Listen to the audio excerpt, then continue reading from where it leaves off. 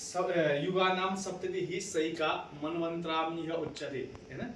कृत आप संख्या तस्यांते संधि प्रोक्ता जल पल्लवा। कहता है कि युगों के सप्तति सही का 71 हो जाने पर मनवंतराम यह जो उसको मनवंतर कहा जाता है, ठीक है। 71 महायुगों के बीत जाने पर, ठीक है ना, 71 महायुग क्या हुआ, ब्लैक बोर्ड फोकस करिए ना। 71 महायुग बराबर है एक मनु। 71 महायुग बराबर है एक मनु, ठीक है। और एक महायुग का मान कितना है? एक महायुग का मान कितना है? 12,000 दिव्य वर्ष। 12,000 दिव्य वर्ष, ठीक है। और ये 12,000 दिव्य वर्षों में सौर वर्ष कितने हैं? अगर सौर वर्ष में इसको कन्वर्ट करें, ठीक है ना, सौर वर्ष में कितने कन्वर्ट करें तो 360 सौर वर्ष जब बीतते हैं, ठीक है ना, 360 सौर वर्ष जब बीते तब क्या हुआ? एक दिव्य दिन। क्या हुआ? एक दिव्य दिन। 360 सौर वर्ष, यानी कि जिन सौर वर्षों की हम गणना करते हैं, जिनको हम अपना व्यावहारिक वर्ष मानते हैं, उसको क्या कहते हैं? सौर वर्ष। जब 360 सौर वर्ष बीत जाएंगे तब होगा एक दिव्य दिन, ठीक है ना। इस प्रकार से 360 दिव्य दिन होने पर क्या हुआ? एक दिव्य वर्ष। क्या हुआ? एक दिव्य वर्ष मतलब एक देवताओं का साल हुआ। कब? जब हमारे 360 यानी कि सौर वर्ष जब 360 बीत जाएंगे तब देवताओं का एक दिव्य वर्ष हो जाएगा। तो इसी तरह 12,000 दिव्य वर्ष जब बीत जाएंगे तब होगा उसका, तो क्या कहेंगे उसको? महायुग। क्या कहेंगे? तो कहेंगे महायुग। एक महायुग में 4 युग आते हैं, ठीक है ना। एक महायुग में कितने आए? 4 युग। कौन कौन से? कृतयुग यानी कि सत्ययुग, ठीक है, कृतयुग, त्रेतायुग, द्वापर और कलयुग। ये 4 युग आए, ठीक है ना। एक महायुग का प्रमाण है, ठीक है ना। किसका प्रमाण है? एक महायुग का प्रमाण कितना है? 4 महायुग, ठीक है। और इन चारों का मिलकर के जो टोटल वर्ष बनते हैं वो कितने बनते हैं? 12,000 दिव्य वर्ष। इन 12,000 को इसमें डिवाइड किया गया है। तो कहते हैं एक युग का मान कितना है? एक युग के वर्ष कितने हैं? तो कहते हैं कि 12,000 का दशांश निकाल दो। 12,000 का दशांश निकाल दो। 12,000 का दशांश निकालेंगे तो कितना बनेगा? 1200, ठीक है ना। 12,000 का दशांश जब निकाला तो क्या बना? 1200। अब कहते हैं जो दशांश आया है, ठीक है ना, जो दशांश आया है इस दशांश को क्रमशः, ठीक है ना, दशांश को क्रमशः धर्मपाद व्यवस्था, ठीक है ना। किससे? धर्मपाद व्यवस्था से। तो धर्मपाद व्यवस्था क्या है? कहते हैं कृतयुग में 4 पद धर्म के हैं, त्रेता युग में 3 पद धर्म के हैं, द्वापर में 2 पद धर्म के हैं और कलयुग में 1 पद धर्म का है, ठीक है ना।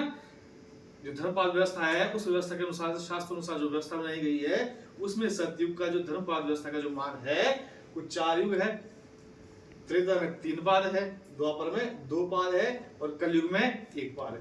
अब कहते हैं जो दशांश आया है 12,000 दिव्य वर्षों का जो दशांश आया है उस दशांश को इस धर्मपाद व्यवस्था से क्रमशः गुणा करना है। 12,000 गुणा 4, 1200 गुणा 12,000 में 1200 गुणा 3, 1200 गुणा 2 और 1200 गुणा 2। एक क्रमशः युग के मान है। 12 चौके 4800 सतयुग का मान है। एक महायुग में जो सतयुग का मान है कितना है? 4800 दिव्य वर्ष। और त्रेता का 3600 दिव्य वर्ष, द्वापर का 2400 दिव्य वर्ष और कलयुग का 1200 दिव्य वर्ष। ये सब मिलकर के 12,000 वर्ष बना देंगे। क्या बना देंगे? 12,000 वर्ष। जब एक महायुग से दूसरे महायुग पे जाएंगे तब संधि होगी। तब क्या होगी? तब संधि होती है। यहाँ भी संधियां होती है, ठीक है ना। यहाँ भी संधियां होगी। संधि क्या होगी? कहते हैं जो ये दशांश आया है, इस दशांश का बाद जो हमने निकाला है, जो द्विवर्ष निकाले हैं, इसके षष्ठ्यांश क्या है? ये जो ये द्विवर्ष निकाले, जैसे एक महायुग का मान कितना है? सतयुग का मान है एक युग का मान। एक महायुग में एक युग का मान जो वर्ष होगा उसका षष्ठांश संधि होगी। क्या होगी? संधि होगी। दो युगों के बीच को जोड़ने वाली संधि होगी। इस प्रकार से एक महायुग हो गया। तो इस प्रकार से जब 71 महायुग बीत जाएंगे क्या होगा? इस प्रकार से जब 71 बार सतयुग आएगा, 71 बार द्वापर आएगा, 71 बार कलयुग आएगा, 71 बार त्रेता युग आएगा। इस प्रकार से जब 71 कितने मनु बीत जाएंगे? 71 युग बीत जाएंगे। जब 71 महायुग बीत जाएंगे तब होगा एक, तो क्या होगा? एक मनु। इस प्रकार से जब 14 मनु बीतेंगे, ठीक है ना, महायुग एक बार बीते, एक महायुग बीता, उसमें 4 युग बीते, फिर दूसरी बार महायुग आया, उसमें फिर 4 युग बीते, फिर तीसरी बार आई, इसमें बीतते बीतते 71 बार बीत गए। फिर वो 71 बार एक निकल गया, उसको एक मनु कह दिया, वो संख्या साइड में रह गई। फिर दूसरी बार आया वही क्रम, एक बार एक महायुग बीता, एक हो गया, 4 युग फिर बीत गए, दूसरा युग हो गया, फिर 4 बार फिर सारे युग बीत गए, फिर एक तीसरा महायुग हो गया। इस तरह से फिर 71 महायुग हो जाएंगे, फिर दूसरा मनु होगा। इस प्रकार से कितने मनु हो जाएंगे? 14। कितने मनु हो गए? 14 मनु। फिर कहता है जो 14 मनु है उस 14 मनु के साथ साथ प्लस 15 संध्या, ससंध्या अंश सहितम, ठीक है ना। जो अगली कारिका कहती है कि ससंध्यस्ते मनवः कल्पे ज्ञेया चतुर्दशः कृत प्रमाणः कल्पादौ संधि पंचदश सुविधा। कहते हैं ससंध्यस्ते, संधि सहित, मनवः, मनु कहे गए हैं। मनु एनिका की संधि यही है। कहते इसके साथ इनकी संधियां भी है। एक मनु से जैसे 14 मनु जब हो जाएंगे, एक मनु से जब दूसरे मनु पे जाएंगे तो बीच में संधि होगी। तो कहते हैं 14 तो मनु ही मनु है, तो बीच में जो जोड़ने वाली है वो 15 संधियां है, उनके साथ कल्प कहा गया है। तो कल्प का मान कितना कहा है? 14 मनु प्लस 15 संधि। 14 मनु प्लस 15 संधि बराबर क्या हो जाएगा? एक कल्प। समझ रहे हो? एक कल्प का मान क्या होगा? 14 मनु और 15 संधि, ठीक है। 14 मनु का मतलब, तो 14 मनु क्या है? एक 71 महायुग का एक मनु, तो 14 महायुगों में निकाल करके 996 महायुग आ जाएंगे। कितने आ जाएंगे? 994 महायुग आ जाएंगे। एक मनु में कितने आ जाएंगे? 994 महायुग आ जाएंगे। अब 14 को आप 71 से गुणा कर लो, ठीक है ना, क्योंकि एक मनु का मान कितना आया है? 71 महायुग। एक मनु का मान कितना आया है? 71 महायुग। तो 14 मनु में 994 महायुग आ जाएगी, ठीक है। फिर बोलता है 15 संधि।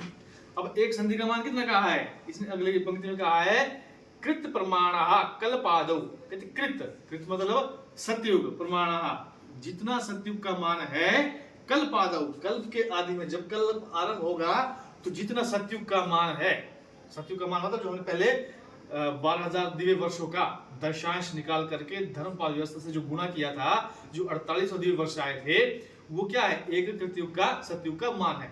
जितना वो मान है वो संधि का मान है। कब? कल्प के आदि में। अब संधि भी अलग अलग है। युग की संधि अलग है, जब युग आपस में जुड़ रहे हैं उसका मान अलग है। महायुग जब जुड़ रहे हैं, या महायुग की संधि आ रही है, उसका मान अलग है। यहाँ क्या है? कल्प के बीच की संधि है, ठीक है। और संधि भी 3 तरह से आएगी, ठीक है ना। पहले कब आएगी? जब युग जो कृत, त्रेता, द्वापर, कलयुग आपस जुड़ रहे हैं, इसका मान अलग है, ठीक है। फिर दूसरा, जब महायुग, जब 4 युग बीत करके एक महायुग बनाता है, तो एक महायुग से दूसरे महायुग के बीच दूसरा संधि आ जाएगी, ठीक है। फिर तीसरी क्या है? कल्प। जब महायुग से एक 71 महायुग जब बीत गई, एक महायुग बीत गया, दूसरा महायुग आरंभ हो गया, तो उसके बीच संधि बन जाएगी। एक मनु से दूसरे मनु में जा रहे हैं तो वो संधि बन जाएगी। एक मनु से दूसरे मनु में जा रहे हैं तो उसके बीच संधि रहेगी। तो यहाँ इस कार्यक्रम में कह रहा है कि जो एक मनु से दूसरे मनु पर जब जा रहे हैं तो उसके बीच का जो प्रमाण है, जो ज्वाइंट पॉइंट है, जहाँ ज्वाइंट हो रहा है, ठीक है, जहाँ जुड़ता है, जिसको नक्षत्र में गंडांत कहते हैं, ठीक है ना। वो काल क्या होता है? नक्षत्र की भाषा में उसको गंडांत कहते हैं। पढ़ा है ना? ज्येष्ठा अश्लेषा रेवती नाम अंतिम घटिका द्वयम आद्य मूल अश्विन भगन वेण नाड़ी कल्प। कहते हैं यहाँ पर भी राशियों में जोड़ बनते हैं, एक चक्र है जहाँ जो नक्षत्र गिने हैं ज्येष्ठ आश्लेषा रेवती नाम अंतिम, तो ये एंड में खत्म होते हैं और स्टार्टिंग में जहाँ जहाँ ज्वाइंट बनता है उसको संधि काल कहा जाता है। ये भी मनु का संधि काल है। इसका मान कितना कहा है? इसका मान कहा है कि जो सतयुग का जितना मान है उसके मान के बराबर एक संधि का मान रहेगा। तो 15 संधि है, 15 गुणा एक सतयुग का मान कितना है? 4800। कितना है? 15 गुणा 4800 कर लो, कितना आएगा? 72,000 आएगा ना भी। कितना है? 15 गुणा 48 72,000 आ जाएगा। क्या आया? 72,000 दिव्य वर्ष। क्या आया? दिव्य वर्ष। क्योंकि जो 4800 है किसमें हमारे पास? दिव्य वर्ष में ना। सतयुग का मान कितना था? 4800 दिव्य वर्ष। ये भी आ गया दिव्य वर्ष में। कितने हो गए? 72,000 दिव्य वर्ष। अब 72,000 जो दिव्य वर्ष है, समझ रहे हो बात को? 72,000 दिव्य वर्ष है। अब इसमें हम बोलते हैं कि जो 12,000 जब दिव्य वर्ष हो जाएंगे तो एक महायुग बन जाता है। क्या बनता है? ठीक है ना। जब 12,000 दिव्य वर्ष हो जाएंगे तो हम उसको एक महायुग बोलेंगे। यहाँ हो गए 72,000। जब हमारे पास 60 मिनट हो जाएगा तो उसको 1 घंटा बोलेंगे। ठीक है ना। 80 मिनट हो जाएगा तो 1 घंटा 20 मिनट बोलेंगे। 90 मिनट हो जाए तो 1 घंटा 30 मिनट बोलेंगे। 120 मिनट हो जाए तो उसको 2 घंटे बोलेंगे। ठीक है ना। 120 ऊपर चल जाए तो 2 घंटा बोलेंगे। वैसे यहाँ पर भी 72,000 दिव्य वर्ष हो गए और 12,000 का हमारा एक महायुग का मान होता है। तो 72,000 गुणा 72,000 को 12 से भाग दे देंगे। 72,000 भाग 12,000 से भाग दे देंगे। कितना आ जाएगा? 6 आ जाएगा। तो इसका मतलब 6 महायुग कब का जो मान है वो संधि का काल है। यानी संधि काल में इतना मान चल जाता है जितने 6 युग का मान होता है। जब 14 मनु की जो संधि का समय गया वो कितना गया? जितने 6 महायुग का समय होता है। तो 994 हमारे पास पहले थे। कितने थे? 994 हमारे पास पहले थे। 6 महायुग और आगे कितने हो गए? 1000 महायुग। तो इन्हीं को अगली कारिका में कहता है कि इत्थम युग सहस्त्रेण, इन 1000 महायुगों का, इत्थम युग सहस्त्रेण, इन 1000 महायुगों के द्वारा भूत संहार का, भूत का पंचभूतों का विलय हो जाता है, समाप्त हो जाती है। पंचभूत मतलब सृष्टि जो पंचभूत है उसमें जीव जंतु सब पंचभूतों में आते हैं। पंचभौतिक शरीर है, पंचभूतों से बने हैं। तो कहते हैं जब एक कल्प भी जाता है, एक कल्प कितना बीता है जिसमें 14 मनु बीत जाएंगे और 15 संधियां मिलेगी। अगर महायुग में उसको मान ले तो कहता है 1000 महायुग जब बीत जाएंगे तो क्या है? एक कल्प हो जाएगा। एक क्या हो जाएगा? एक कल्प हो जाएगा। कल्पे ब्रह्मा अहा, वो जो कल्प होगा वो ब्रह्मा का क्या है? अहा। अहोरात्र में अहा मतलब अहोरात्र शब्द से बना है। अहो रात्र, ठीक है ना। अहा जमा रात्र। अहा होता है दिन, रात होती है रात। दिन और रात ये दो है। दिन मतलब सूर्योदय से लेकर के सूर्यास्त तक और रात मतलब सूर्यास्त से लेकर के सूर्योदय तक का काल। समझ लो बात। तो कहते आहा जो ये एक कल बीता, ये कहते एक ब्रह्मा का दिन है, यानी कि सूर्योदय से लेकर के सूर्यास्त तक का समय है। क्या है? सूर्योदय से लेकर के सूर्यास्त तक का समय। अब इतना ही उसका अगला पड़ाव होगा। इतनी हुई तस प्रोक्तम शर्वरी तस्य तावती। शर्वरी मतलब रात, तस्य मतलब उसकी, किसकी? जिससे पिछले इसमें जिसको विशेष्य कहा गया है। पिछली जो इससे पहले जो प्रसंग किया था उसमें ब्रह्मा प्रमुख था। तो ब्रह्मा का ये दिन है, इतनी ही रात होगी। यानी कि एक कल्प ब्रह्मा का दिन है और एक कल्प ही ब्रह्मा की रात होगी। एक कल्प ही ब्रह्मा की रात होगी। ठीक है।